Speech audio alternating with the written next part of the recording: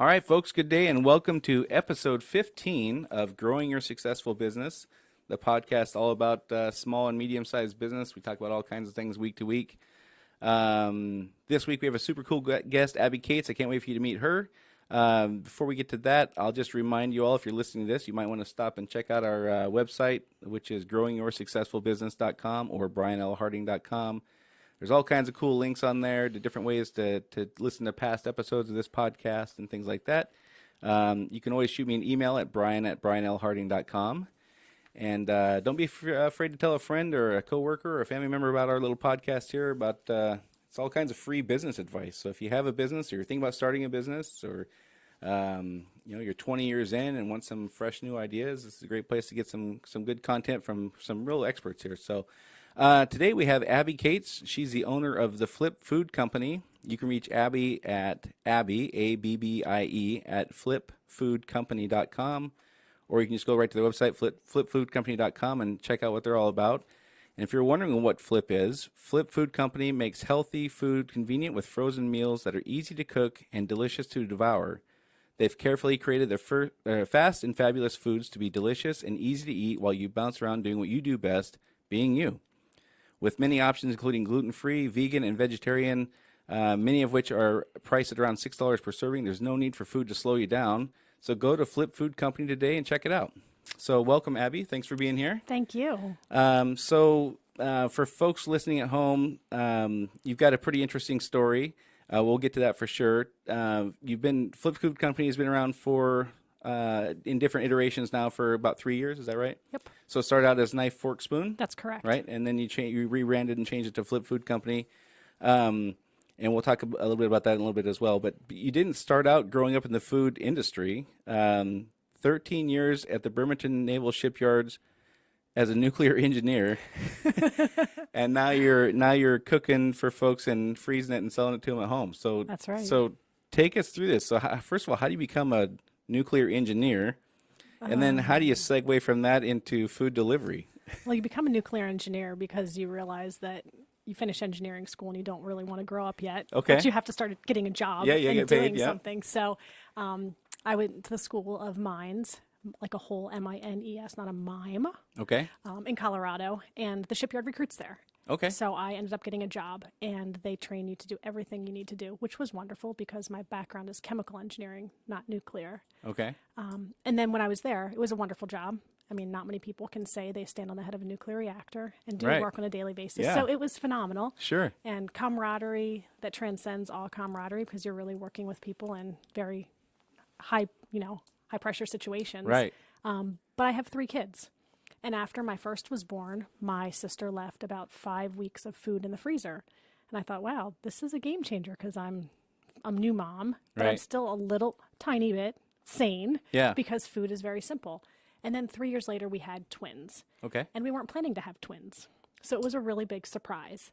And I had been giving the gift of food to people when they were having babies. Right. And the joke got to be, just call Abby, invite her to your baby shower. She'll give you food. You don't need anything else. Right. And I said to my husband one day, why am I doing this? Why am I giving my food away? I could be selling it. Sure. And he said, figure it out.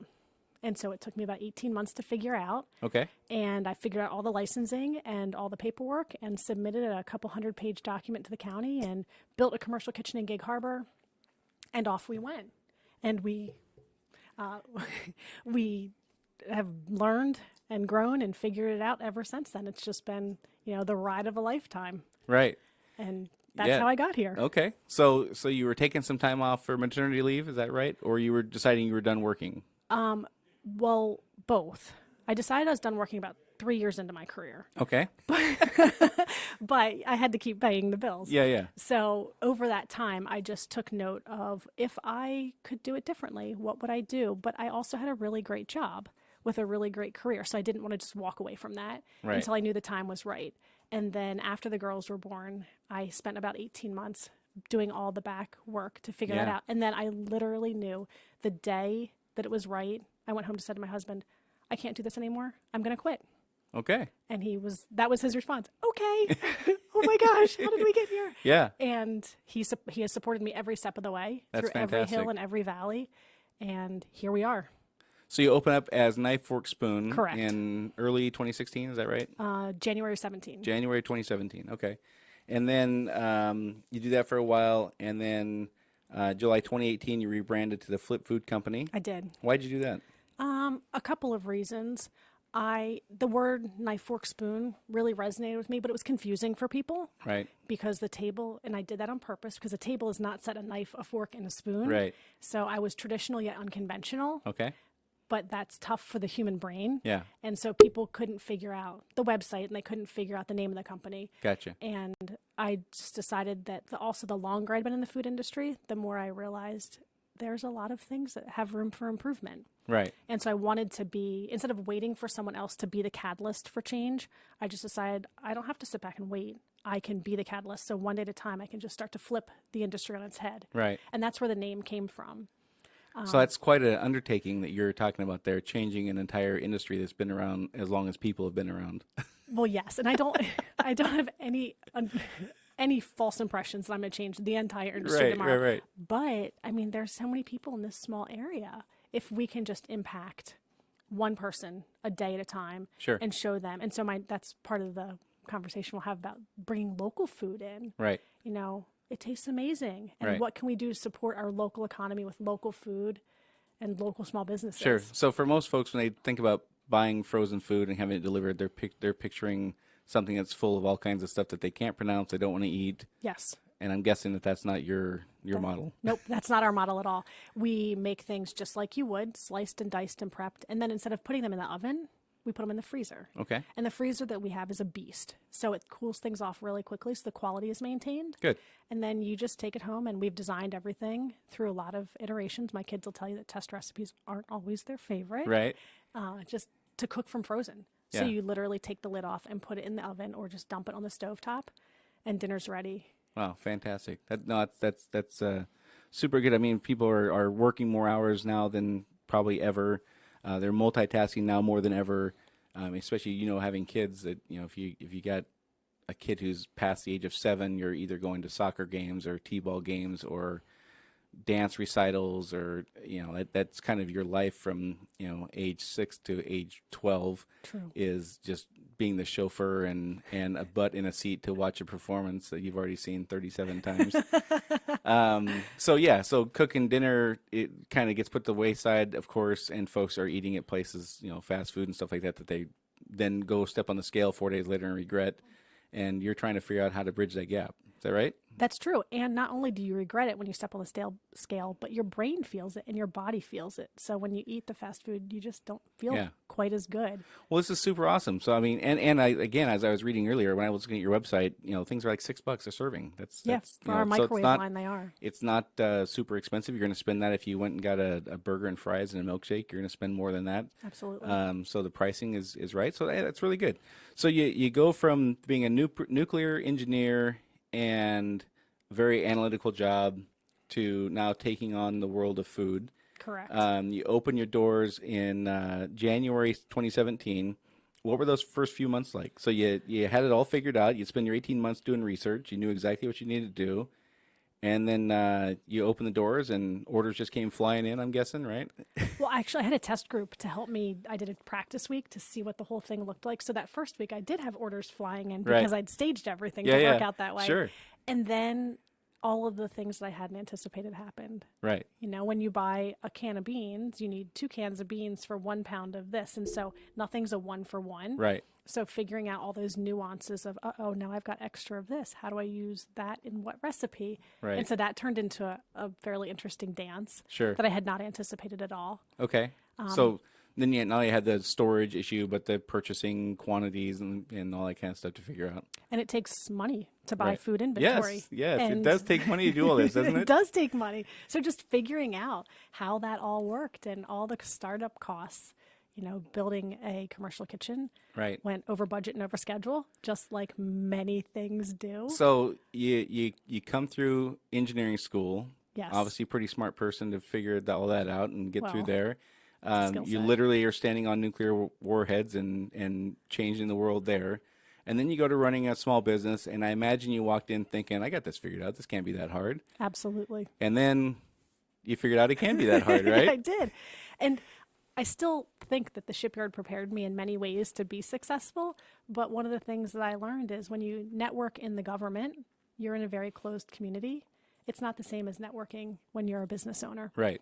And so going to networking events had a completely different feeling and a different flair Right. than they had done or had felt when I was working at the government. So that was a whole new ball of wax of how do you talk about what you do, because now you're not the only person in the country that does this. Right. Now you suddenly have to actually market your business Right. and share with people and be concise and Yeah. succinct and do all that stuff in 30 seconds and tell them all the great things about your company. exactly. Yeah. And so that blew my mind. That was the first thing. And then the other thing was just in general, working with people. It was very different to work with the public and the general customer than it Right. was to work with the public who's the government. Right. And so, when a customer walks to the door and they don't like your food, Yeah. you have that thought of, oh my gosh, I need to do what's right for the customer. But that was $18. Right. And holy cow, what do I do now? And so that was a really interesting learning curve also Sure. of just that balance. And there were just other weird, funny, in retrospect, Yeah. things that crop up that you realize.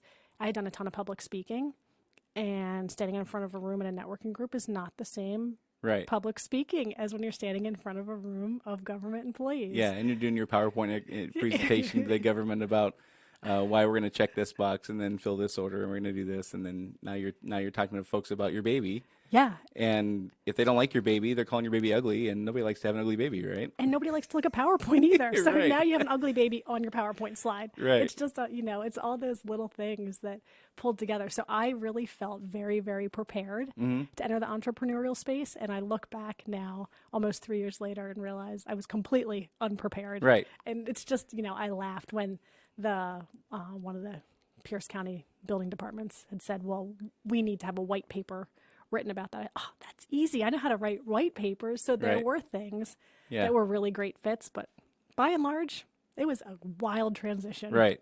So the good news is for you that I don't know very many, if any, entrepreneurs that didn't go exactly through that exact same process of thinking you had it all figured out. You're prepared enough to risk your mortgage and your house and your family life, and you're prepared. You're as prepared as you think you need to be because you're going to risk all this stuff, and then 13 days in, you find out you don't know what the hell you're doing, right? That was kind of it, yes.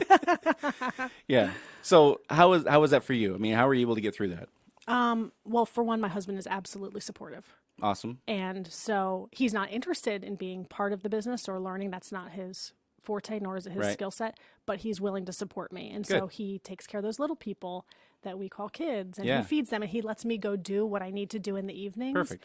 Which is go talk to a girlfriend over a glass of wine who owns a business that can Right. tell me real life, no kidding, what it's actually about. Sure. And so that's probably been the biggest piece for me, is just knowing who my network is Mm-hmm. and how I go tap into them to get the right questions answered when I need it. And sometimes they show up at the most improbable places, Right. where you realize that my kids go to a school, and the head of school, happens to be a businesswoman because she runs a school. Right. And I had an employee problem one day, and I said, oh, I have a question. Yeah. And she gave me great advice. So it's just knowing those people and taking advantage of those opportunities. Sure. Yeah, it's amazing that, again, we, in our experience, we just call it like the path we've been put on. Yes. Because there's many times where the organization is running you. You're not running the organization, and things just happen. You have no idea why, and they're oftentimes very lucky things that completely change your trajectory and change your likelihood of success and things like that. Yes. One of the things we talked about very early on in this podcast is growing your network, because if you have a very small sphere of folks you can bounce ideas off of, you've got a very small amount of ideas. Correct. And you just don't have that much experience. Where if you have a big network of folks, you can do all that stuff. So then a year in, or so, roughly year and a half in, you decide to rebrand because of the complications with the name and all that kind of stuff. How was that for you? It was exhilarating. I would recommend before anyone decides to rebrand, they take a really hard look at what they're doing. Right. Because it is a major pain in the Yeah. rear end from an L&I perspective, from a Department of Revenue perspective, from all of those entities that you have to work with. Yep. And then the public. I had someone send me a note the other day that has purchased food for a while. And he said, tell me how Knife, Fork, Spoon, and Flip Food Company are different. I said, only the name. Yeah. And I thought, oh my gosh, for a year we've been talking, or I thought that I'd been talking about this on social media and in my emails, and apparently not. Yeah. So just one of those things of, if I could go back, I might not do it. I might just have Stay the course. Yeah. stay the course and just think about a different way to promote what I already had instead of trying something different. It's interesting with a name of a business. So our company is called The Plumbing and Drain Company. And we did that intentionally. We wanted to sound like we'd been around for 100 years because we'd only been around for 6 days. And we wanted folks to feel comfortable calling us. And so there was a very deliberate method in picking our name. What we didn't consider was things like filling out applications. If your email address is brian@theplumbinganddrainco.com, that's 27 characters or whatever it is, and you have room for 13. And it's a very long name to remember. And there's a tons of things that go into names, picking a name for business and branding and then rebranding or whatever that are much trickier after you start actually applying those things than in the beginning. So when I talked to you last week, we had a pretty interesting conversation that we were talking about, hey, I was asking you to tell me about your path. What are some successes? What are some things that you wish you could do over again? And you've got a really interesting perspective on quote unquote failure. Why don't you share that with us? So part of that rebrand, I also opened a second location in Tacoma. My first one's in Gig Harbor, so the second one in Tacoma, and I changed what I was doing. I offered fresh food there. So I had frozen in Gig Harbor, fresh in Tacoma. And I did a ton of market research and a ton of data that said everything should be a boom. Right. I mean, it just should be beautiful. And after 5 months, I realized it wasn't what I had anticipated. Yeah. And so I had to take as far as the customers weren't there or the customers weren't there. The relationships I'd anticipated with local vendors weren't what I had anticipated. Gotcha. Okay. Just the whole picture that I had created in my brain just wasn't coming to fruition. And after much soul searching and many tears, I realized, what, I just have to close. And so it was at that point, which was one of the most challenging professional decisions I've ever had to make, because it's the largest piece of humble pie I've ever eaten. There's nothing like opening a business and then a few months later closing it after you've done a ton of marketing and telling people this is what you're going to do. And so I took a step back because it was really a pivotal point in my life. And after, being able to see through the snot and tears on my face, that thought of I'm a failure, I really had to reframe that because I was focusing on what I had lost versus what the solution was and where I was going. And I just kind of wiped the slate clean with the thought of success and failure and just decided to call it an experience. And it's what I learned from it and how I reacted to it that really deem whether or not it's a success or a failure. Right. And so from that store here in Tacoma, I launched a lunch line that I never would have had. It never would even have crossed my mind to do. So the store itself looks like a failure because it closed, but what I learned from the store and the relationships I created with local food producers make the whole thing a success. Right. And so it kind of blew my mind as I started to churn on this idea for the first month of what looks like from the outside to not be great was actually phenomenal. And from the outside, expanding to a second location after a year looks like you're doing really well, but actually maybe it wasn't the best choice. Right. So that could be categorized as a failure. And so, it's all about perspective and how you look at it and how you categorize it. And I just decided I'm done with these words. I'm just going to call it an experience and really take the positive aspect of everything and move forward and see what happens. Yeah. So when one of the things when you start out with anything in life, not just running a business, but we tend to default to a binary result approach. It was either successful or it was not successful. Good or bad. It was good or bad. Yep. Especially men. We have like 4 emotions. Hungry, happy, unhappy. I won't say what the fourth one is, but we're pretty simple creatures. People in general are pretty simple creatures at heart. I either feel good about this or I don't feel good about this. And so when we open a second store you're in, and that feels really good, and you want to do those things, and so your vision is completely blurred by wanting that success versus deciding what is best, when is best, all that kind of stuff. And that's something that people fight, of course, not just in business, but especially in business. You want to be able to tell your spouse and your friends that, hey, things are going well. And look what we did this. I opened a second location in your case, or, whatever. And it's hard to be super objective about that and learn the pace that you're supposed to do that stuff in. And then when you do it, to have it closed down, we then would immediately, most of us would default to, okay, that was bad. That was not a success. I lost money. I lost all the time that I was devoting to that. I could have been devoting to this other thing that was successful. And it's a huge gift to be able to come away from those things saying it wasn't good or bad. It was an experience. It got me here. And now I have this much more experience. I didn't go bankrupt. I can still afford to operate. So unless you go bankrupt in business, any experience is good. Yes. And yeah, I think it's a healthy thing for folks to take a look at. You're going to try things that aren't going to work. If you don't, you're never going to grow. I think that's what I learned the most from things that didn't work. Yeah. And that's, it's whenever I bring folks on here at this podcast, as I prep them, I always say, listen, we don't want this to be a negative podcast where we just dwell on failure, but people learn more from failure than they do success. So they're going to say, hooray about your success.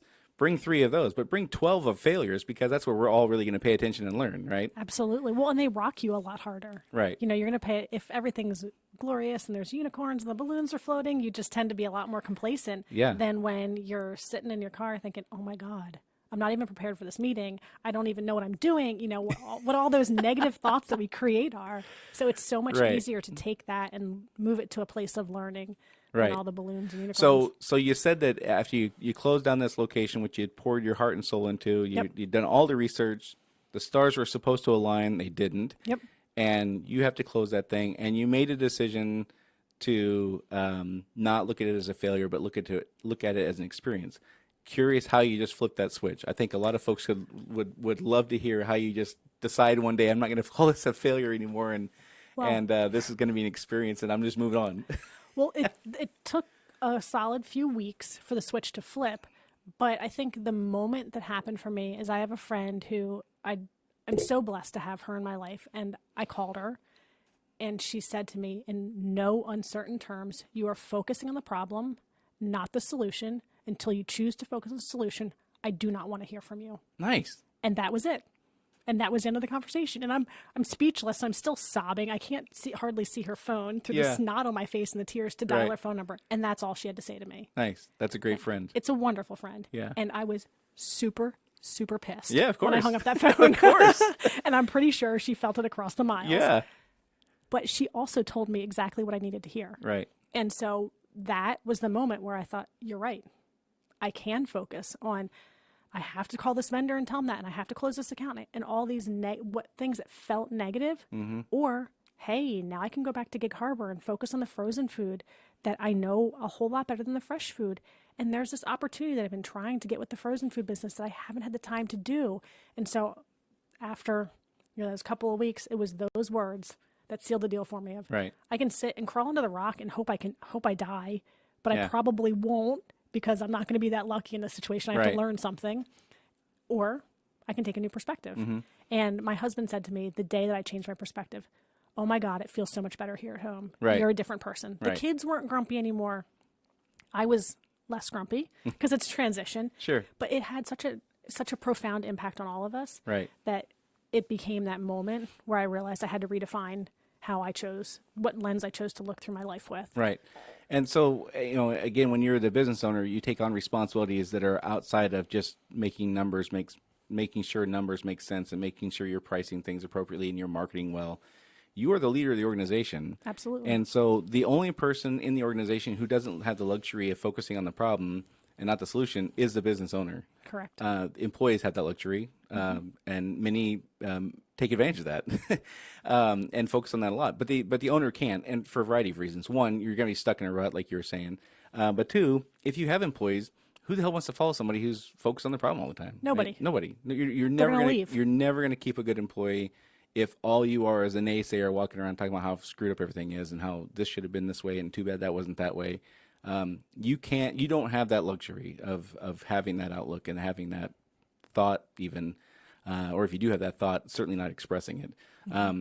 No, there's no question you're going to have things that are going to happen that are not joyful, and transparency is important with that stuff when you have employees. But you've got to get yourself out of the rut, and you got to be the leader. You got to be the one to strap on your boots and just get to work. And let's didn't turn out the way we wanted to. We want to fix it though. Yep, that's the truth.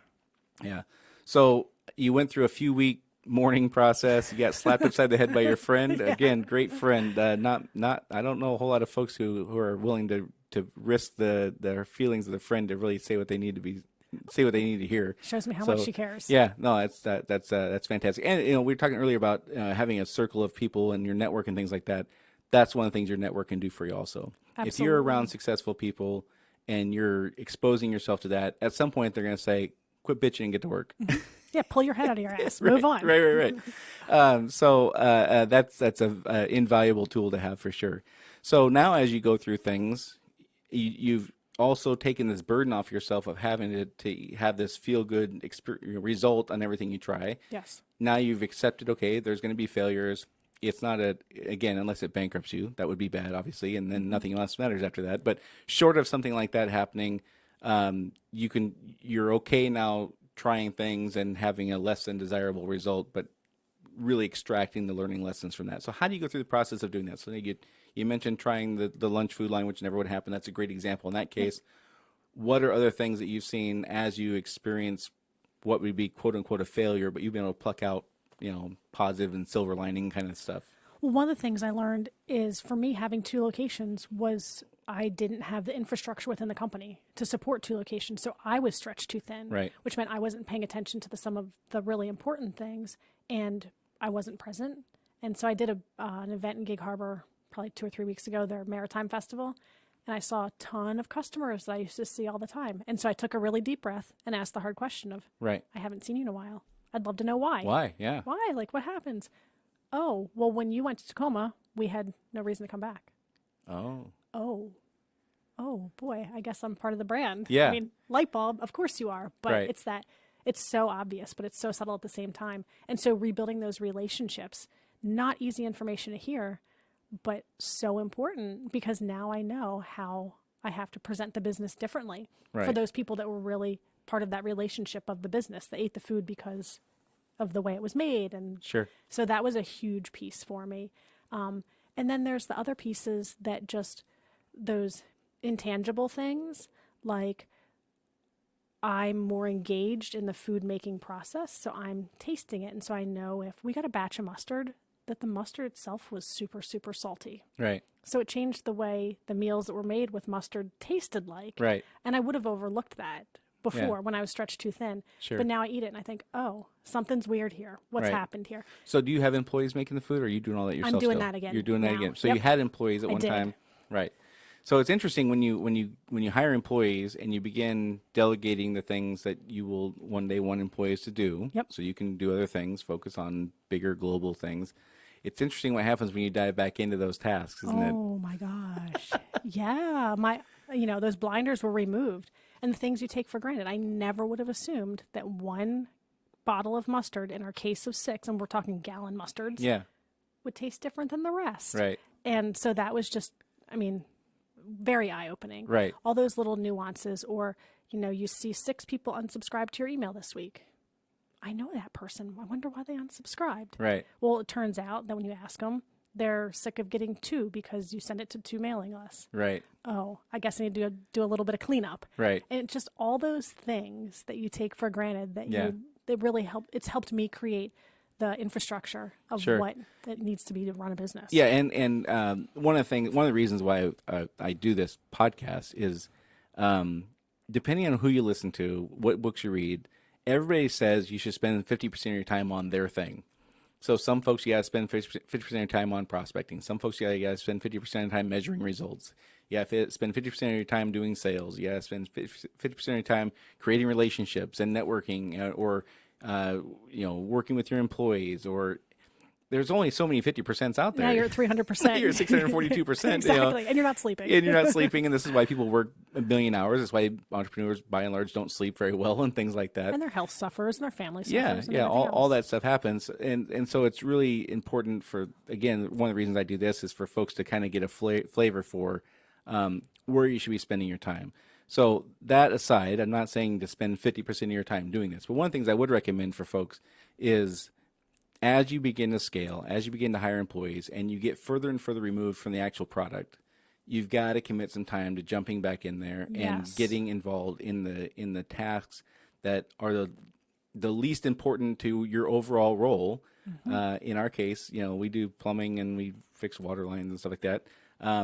It's infinitely valuable for us as owners to go back out there and get our hands dirty again and see things, because things change over time. Things evolve. People, if you're not there saying, here's how we do it, people improvise. And after a series of improvisations, that goes 2 or 3 years or whatever, pretty soon it's improvised look nothing like what it started out looking like. And you've got to find that stuff out.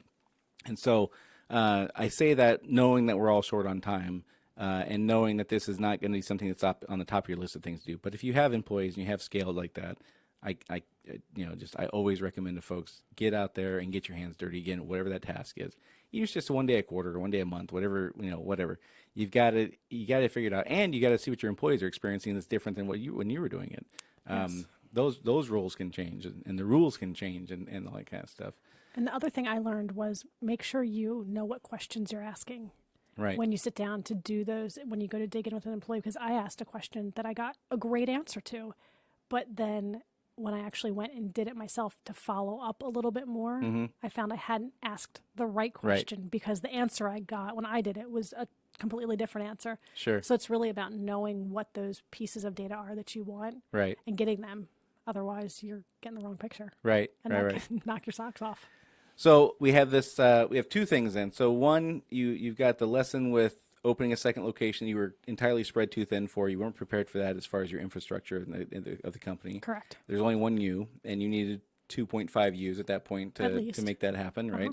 And so now looking forward, I'm sure you're already kind of envisioning what that would look like if you did it again. And you kind of know now what that's supposed to look like. You went through a rebranding after 1.5 years in, and because you learned some things about your brand that you didn't think about beforehand. Which sure again, did. welcome to being an entrepreneur, right? This is part of the deal. It's the real life. I love it. So you got 2 things there that are for some folks would be like, okay, well that's 2 failures, and you're still sitting here going, nope, those are experiences, and so that's fantastic mindset for you. I'm super happy to hear you say that because. We need that. We need to be reminded of that kind of stuff. Someone said to me last week that she had read in a book, and I'm not quite sure where she got it, but it was so profound, I don't think I'll ever forget it. Expect nothing and accept everything. Right. And I thought, oh, that's exactly what I'm trying to do. Because the moment I have an expectation, it's not going to be met. Right. Because either the situation was different or my expectation was not appropriate for the situation. Right. But if I accept everything, then it's just an experience that I can grow from. And I just learn and move forward. Right. You mentioned earlier asking your customers why they unsubscribe from your list and why they stop buying food from you and things like that.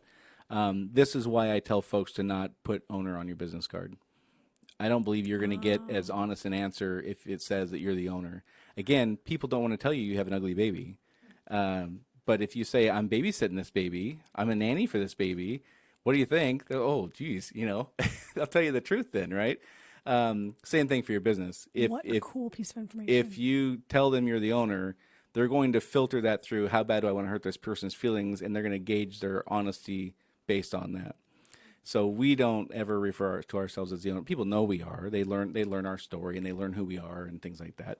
But when I'm out meeting folks, I never tell people I'm the owner. I always tell them I'm the manager or a manager. And then when I meet them later on and say, how are we doing? They're just talking to an employee. They're not worried about hurting my feelings. My job is to have my feelings hurt. If I'm the general manager, that's what I'm here for, right? I get much better. I feel I get much better honest answers, or much more honest answers, I should say, by doing that.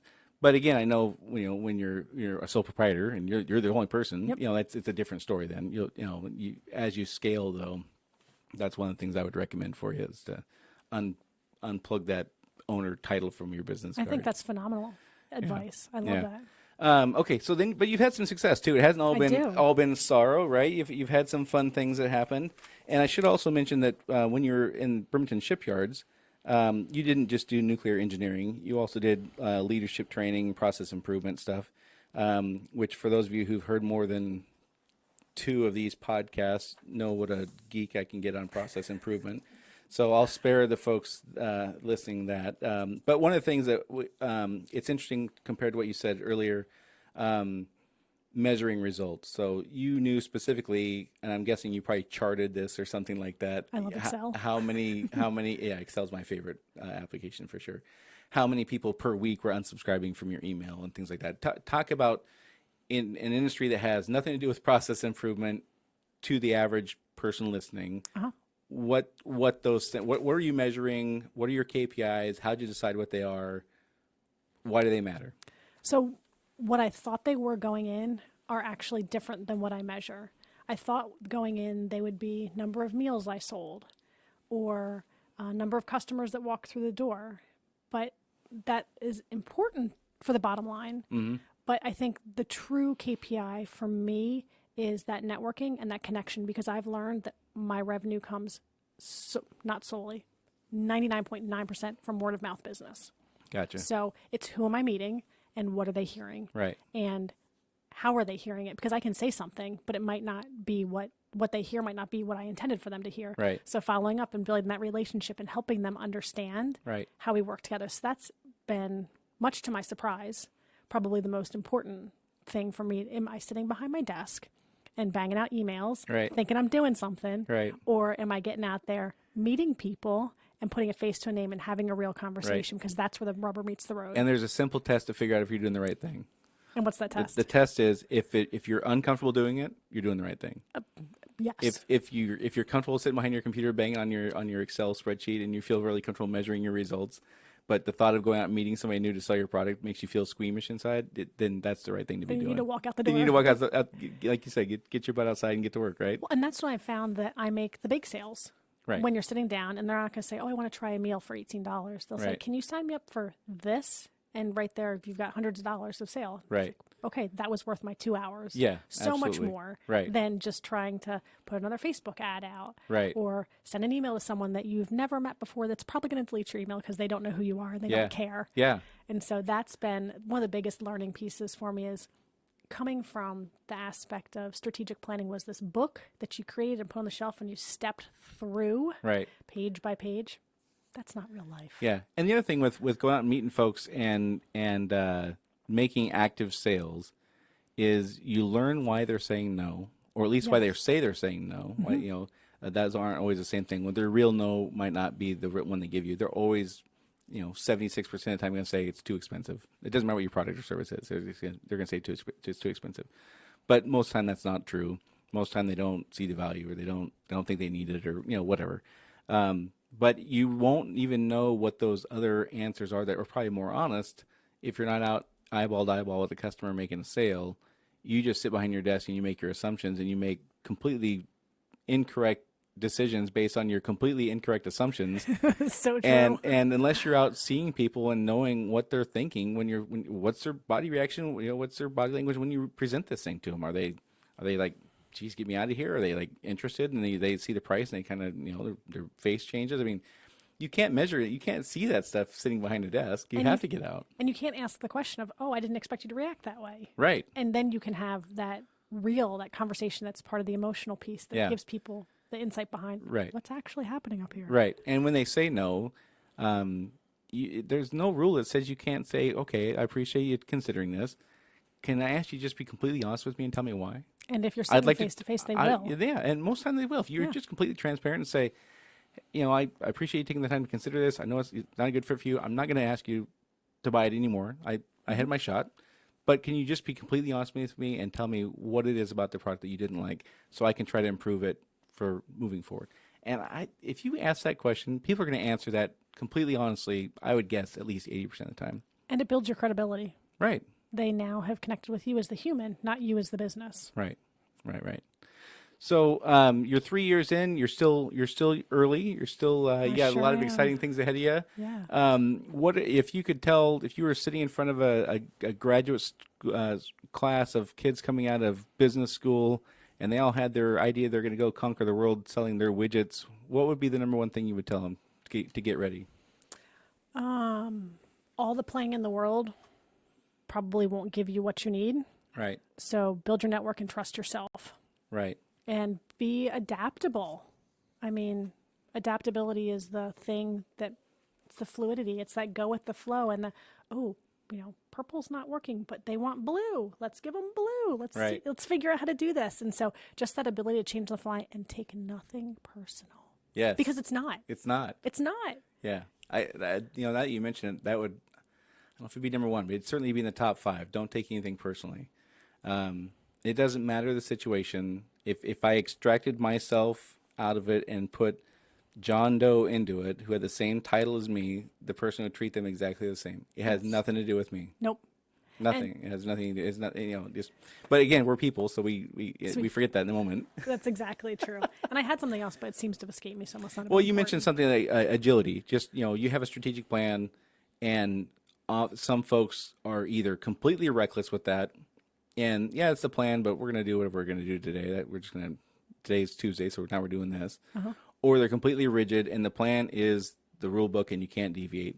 Folks need to find the middle layer that makes sense for them. It's true. And the other thing that I learned that I should have mentioned this earlier, I had this image of what my perfect customer was, and the person that walked through the door when I first opened was different. And I continued to try to feed this customer when the person walking through the door continued to be different. Yeah. And so even with all the research I've done, my target market, so knowing who your customer is and who your customer isn't and being okay with it. Right. Holy cow. That Right. would be great information to have learned 3 years ago. Yeah.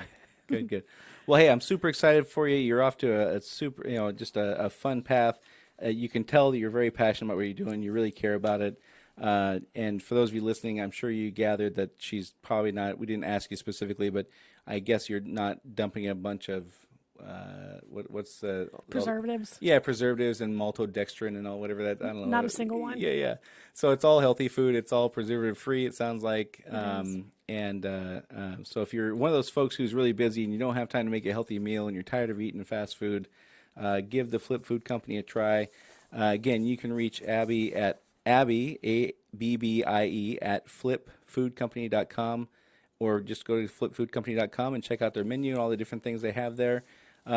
We are trying something a little different this week. We're going to cut this down to about 45 minutes for a few weeks and see how that goes. I've been doing research recently on what makes a good podcast, and one of the things that I read over and over and over again was we as human beings have a shorter attention span than we did 5 years ago and certainly 10 years ago.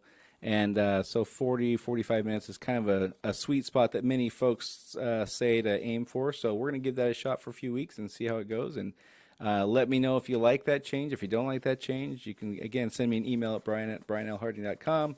And again, you can go to brianlharding.com or growingyoursuccessfulbusiness.com and check out all the different ways to hear our podcast. And you can listen to back episodes in a couple different formats there. Next week, we're going to have on Paul Long, and Abby kind of talked about this a little bit, but we're going to talk about a little bit more as far as branding yourself in ways to stand out against your competition. Not only do you have to brand your company, of course, but you have to brand yourself as a person and a knowledgeable person.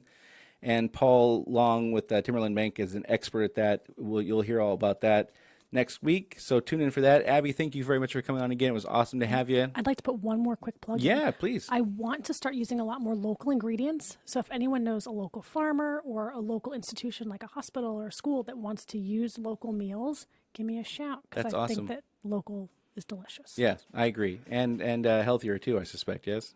It's amazing, the difference, yes. Yeah. So, get that information to her at Abby at flipfoodcompany.com if you have it. And that's all for today, folks. Thanks a lot for listening, and we'll talk to you all next week.